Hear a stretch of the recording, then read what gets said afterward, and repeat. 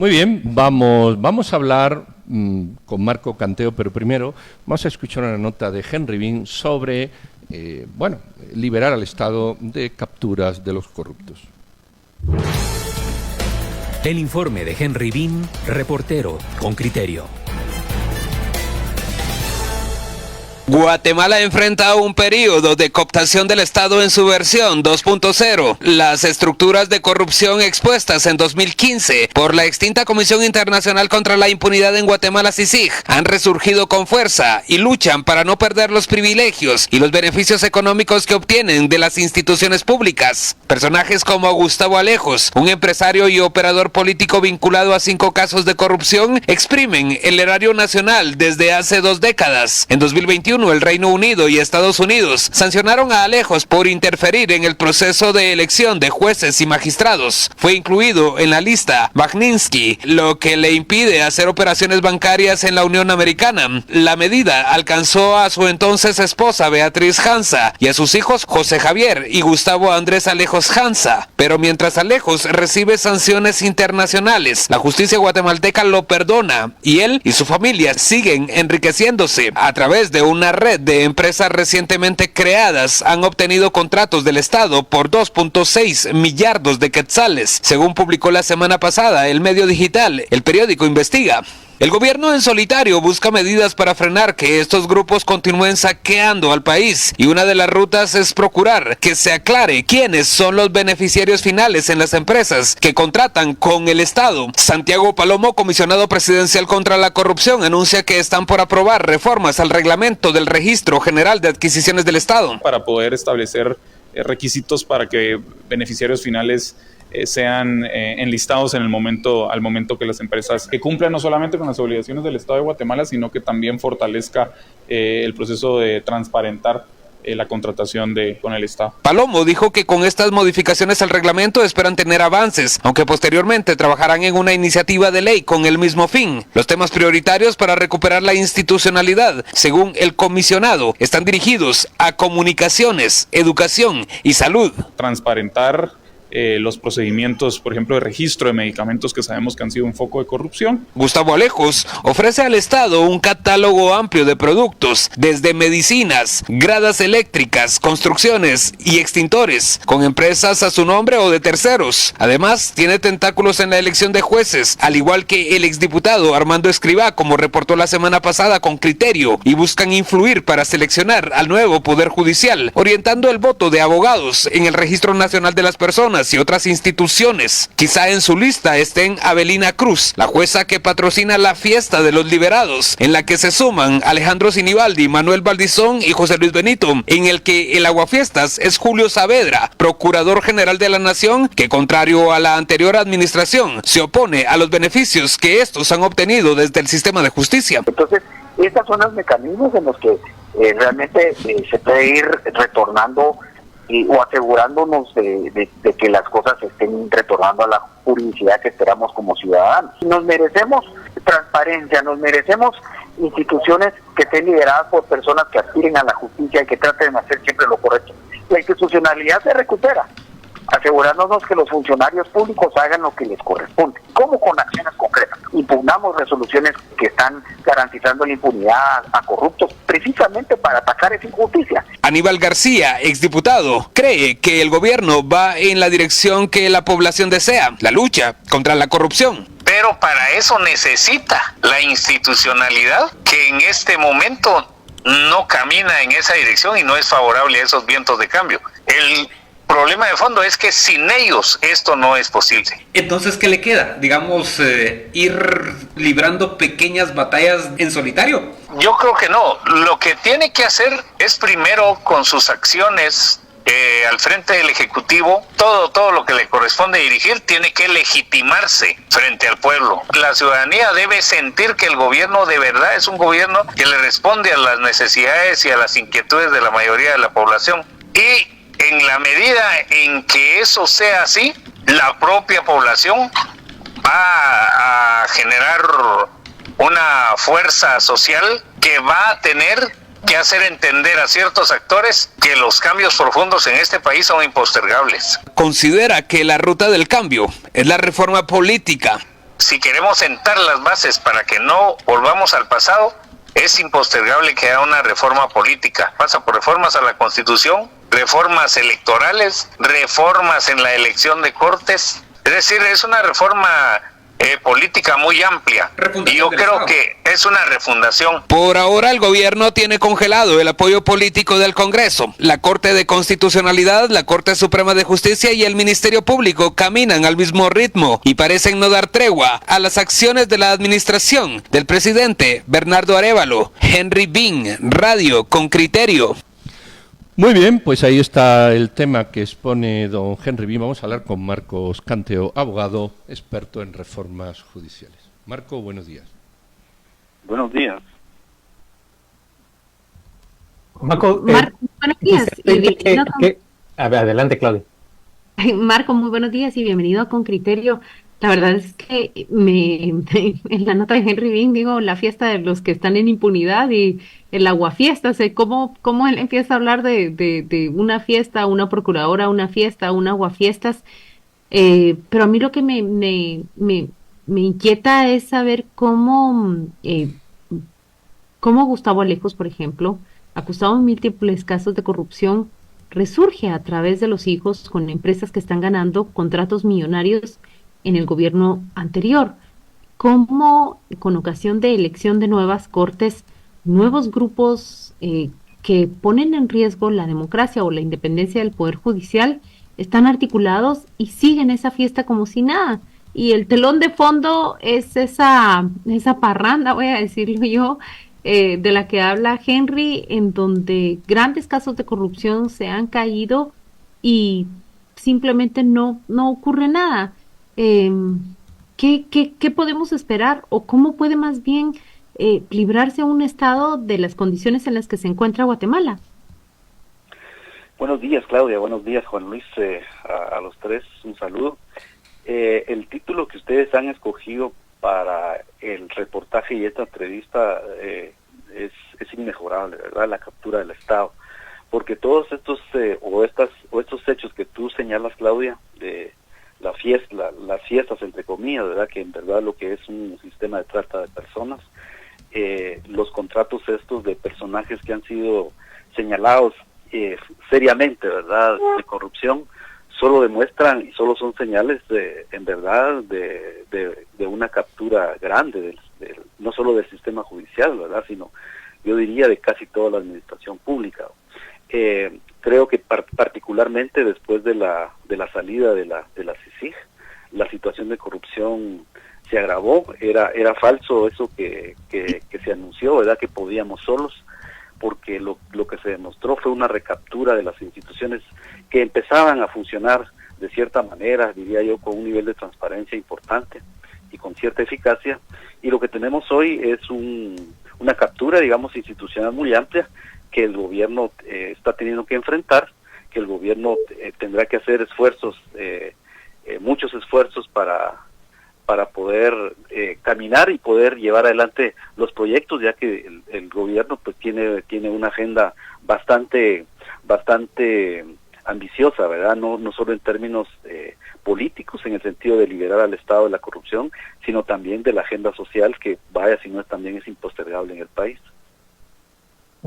Marco, hace un momento hablábamos justamente de Juan Francisco Solórzano Fopa y del rol que está jugando ahora mismo como un experto antimaras. Él ha sido un aguijón del gobierno permanente, o del sistema, debo decir, permanente, ya sea como fiscal en la época en que lo era anti-extorsiones, o como superintendente de administración, o luego como cuadro político, como abogado de personas criminalizadas por el Estado.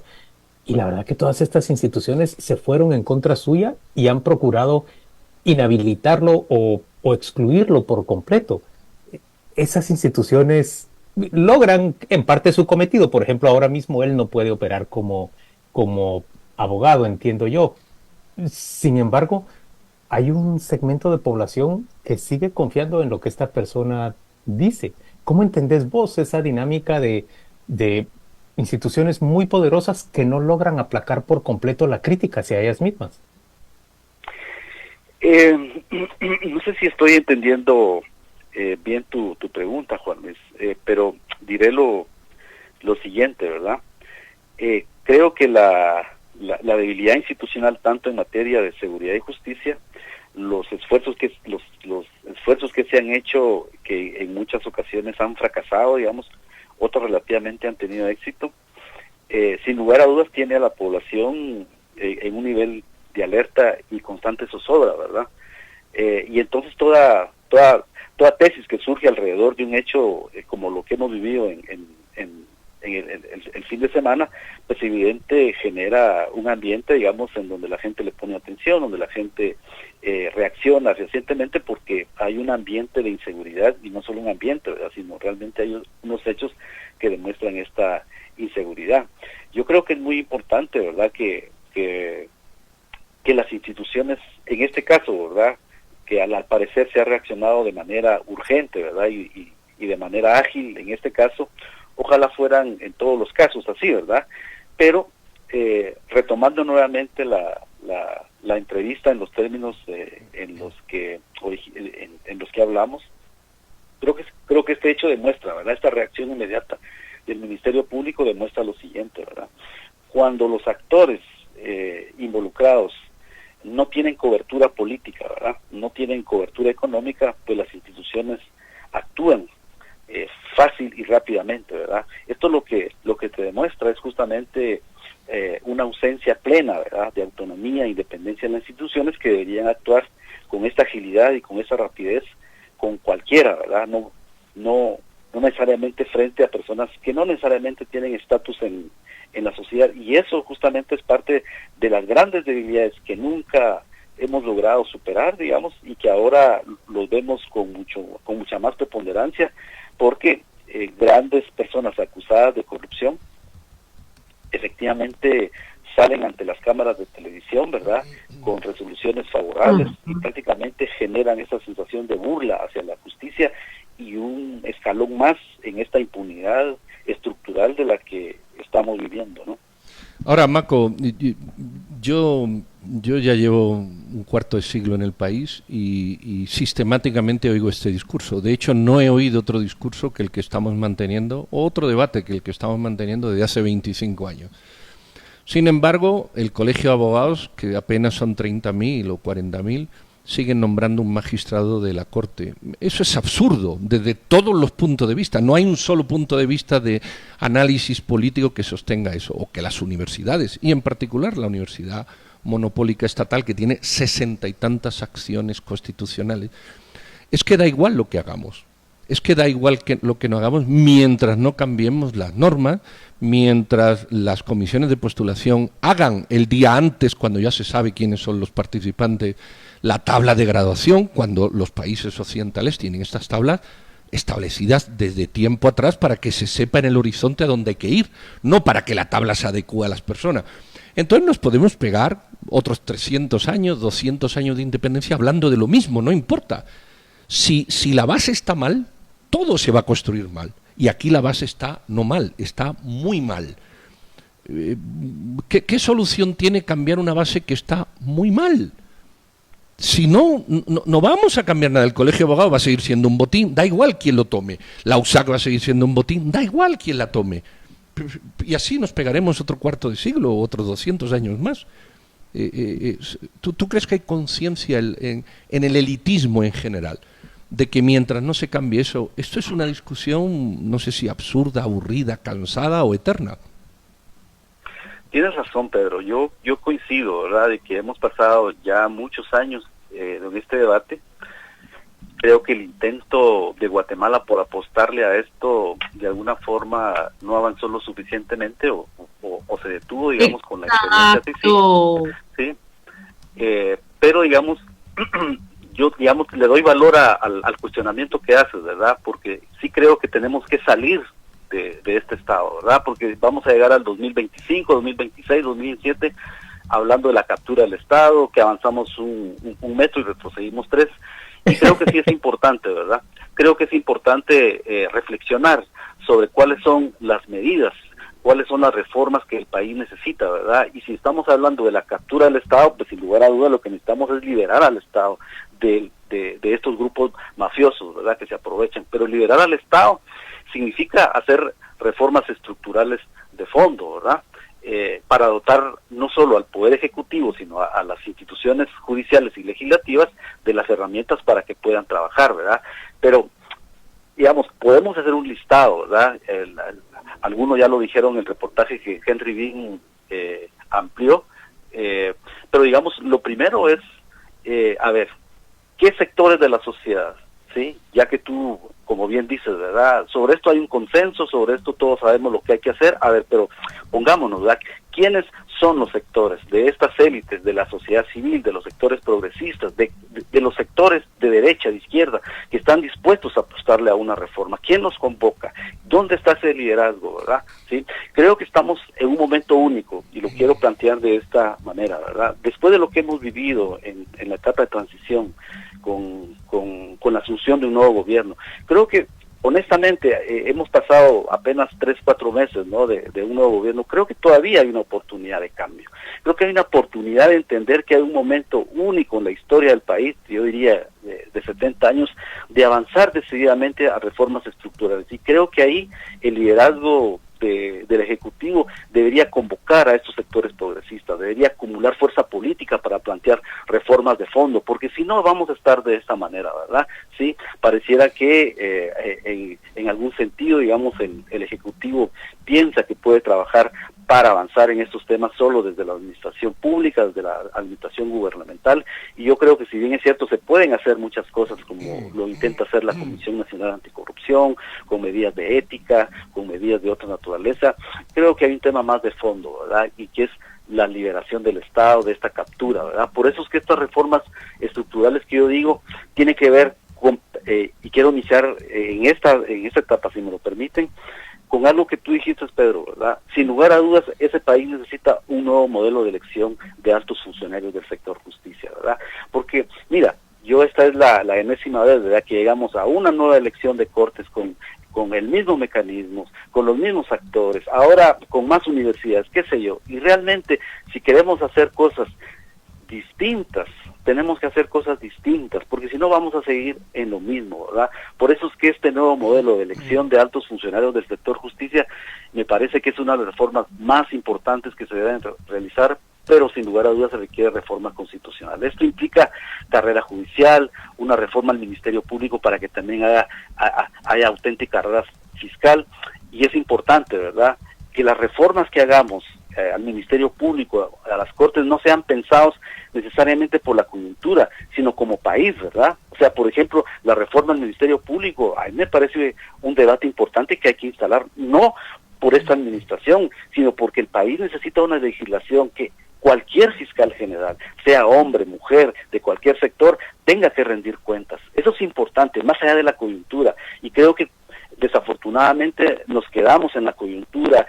Queremos darle el toque de que es una batalla entre X y Y, cuando es una necesidad del país contar con instituciones sólidas para estos hechos tan importantes, ¿verdad? La Contraloría General de Cuentas necesita una reforma para que tenga una auténtica autonomía, ¿verdad? Y que se convierta en un órgano preventivo más que reactivo, porque hoy la Contraloría de Cuentas realmente no cuenta mucho para la supervisión de la corrupción, no obstante ser una entidad vital, ¿verdad?, según los estándares internacionales. Pero déjame interrumpirte. ¿Sí? Todo lo que estás proponiendo, que yo creo que la mayoría, la inmensa mayoría de nuestra audiencia estaría de acuerdo con vos, necesitamos ir a una reforma constitucional, suscita mucho miedo en el statu quo, sobre todo después de que un partido que no era parte, que no canta en el coro a favor del sistema establecido, ganó las elecciones presidenciales. Y vos y yo sabemos que muy difícilmente a ese partido le van a permitir volver a competir en cualquier elección que haya en el país. Hay una cerrazón, y yo me temo que ahora va a cerrarse mucho más el sistema. Después de este resultado a favor del partido Semilla, va a cerrarse mucho más el sistema para impedir que alguien que proponga cambios concretos para un modelo que ya ellos manejan con mucha precisión pueda romperse, pueda abrirse. ¿Cuál es nuestra ruta entonces? Eso, sí, a ver, yo creo que al corte caja, tú tienes razón, ¿verdad? Pero yo sí creo que al inicio del gobierno había una oportunidad grande, digamos, de hacer un paquete mínimo de reformas estructurales. Yo te estoy dando un listado, ¿verdad?, porque creo que es lo ideal. pero bueno, esto se puede discutir, ¿no? Esto se puede reducir, esto se puede analizar, digamos, con otros factores, ¿verdad? Y por eso digo, aún estamos a tiempo, ¿verdad? Hay un gobierno de apenas 4 meses. Justamente yo desearía, ¿verdad?, que en materia anticorrupción, digamos, conocer cuál es el paquete mínimo, ¿verdad?, cuál es la estrategia de anticorrupción a nivel nacional, ¿verdad?, que abarque todas las instituciones del Estado, no solo el organismo ejecutivo, porque, ojo, ¿verdad?, para que las medidas que está proponiendo el gobierno en materia de anticorrupción funcionen, se necesita de la otra institucionalidad, no se puede dejar del otro lado, ¿verdad? Y esto, sin lugar a dudas, implica que nos atrevamos a hablar de cuáles son esas reformas también políticas en el tema del sistema de partidos y el Tribunal Supremo Electoral, porque como bien dices, ¿verdad?, vamos a llegar a la próxima elección con un Tribunal Supremo Electoral que selecciona candidatos que gusten a un sector y que no gusten a otro, ¿verdad?, como ha sucedido ya en las últimas elecciones, porque no es de y ahora, el ¿verdad? electorado viendo cómo le juega la vuelta, un poco como lo que está pasando, pues que ahora Venezuela nos está copiando, que ya viste que están viendo cómo le juegan la vuelta al sistema votando por un candidato opositor cuando le prohibieron a su candidata favorita participar. Mira, sin reformas, a ver, porque digamos, Pedro tiene razón, ¿no? Honestamente, ¿verdad? Estamos hablando de 25 años y estamos hablando siempre de lo mismo. Bueno, si queremos algo distinto, tenemos que pensar en cuáles son esas reformas de fondo. Yo te digo, algunas son reformas constitucionales, algunas son reformas a leyes ordinarias y otras son reformas institucionales, ¿ya? Pero lo que se requiere aquí es un Estado que camine hacia el mismo rumbo, no que un Ejecutivo esté por un lado, no que un organismo judicial por otro lado, un legislativo que no avanza. Es decir, aquí lo que hay es un divorcio institucional entre los principales organismos del Estado, ¿verdad? Cuando se juntan, se ríen y hacen como que están bien, pero no trabajan coordinadamente, ¿verdad? Y entonces esto que vemos permanentemente para el ciudadano común es una tragedia, ¿verdad? Porque mientras ellos no se pongan de acuerdo, mientras el Estado no funciona, mientras el Estado no tenga estas herramientas para combatir la corrupción, para prevenirla sobre todo, ¿verdad? Sí, estos servicios tan importantes para el país, que son los más importantes, que entiendo que es por lo que el gobierno está luchando, pues no van a llegar, ¿verdad? Y desafortunadamente, como ustedes saben, como todos sabemos, las brechas de desigualdad en los últimos años se han ensanchado, ¿verdad? Y la tragedia del país va en esa dirección. Muy bien, pues muchas gracias, Marco, por esta charla. Feliz lunes, mejor semana. Saludos.